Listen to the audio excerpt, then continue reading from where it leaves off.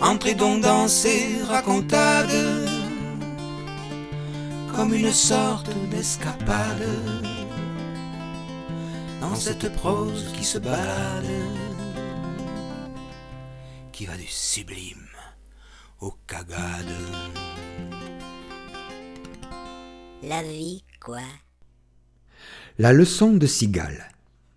À force de traverser les classes avec des yeux de chien battu qui s'excusent d'exister, de raser les tableaux afin de n'être là pour personne, je décidai, un jeudi, de réagir face à ce flagrant complexe d'infériorité. D'autorité, j'établis un formulaire pour réglementer une affaire importante que je maîtrisais à merveille, la capture des cigales.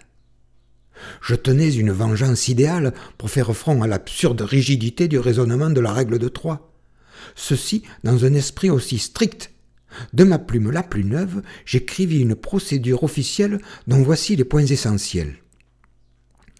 Bien situé, d'après la provenance de son champ, l'endroit très exact de sa position, buisson, arbre, piquet. Une fois repéré, surtout ne pas la quitter des yeux. Marcher lentement. Le corps, la tête et les bras doivent rester immobiles durant l'approche. Seules les jambes sont en action. Se défaire de cette rumeur idiote qui court les frigoules et propage ce dicton. Attaqué par derrière, cigale prisonnière. Faux, faux, archi faux. Tout cigalophile vous dira que grâce à leurs yeux cockpit, ces cigales ont la faculté de voir à 360 degrés. L'animal connaît tout de vous, âge, sexe, estivant ou ardéchois. Prenons un banal touriste de 10 ans qui passe de joyeuses vacances au village.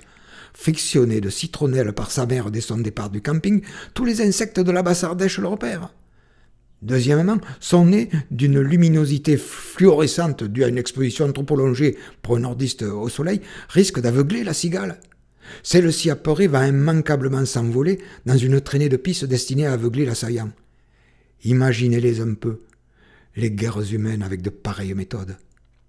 Voici le point le plus important, celui qui différencie le professionnel de l'amateur. S'il est réussi, vous n'aurez pas attrapé une cigale, vous l'aurez cueillie.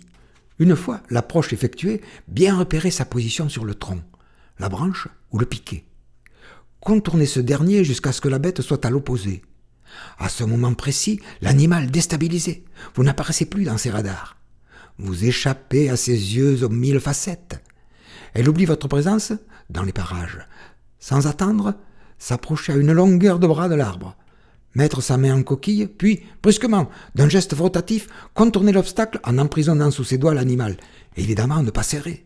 Un léger picotement aux yeux de la main vous rappellera sa présence. Ensuite, le plaisir de lui rendre sa liberté sera semblable à celui de sa capture. Enfin, une bonne sieste quand même, sous 2 ou 3 cigales qui chantent. Quel bonheur!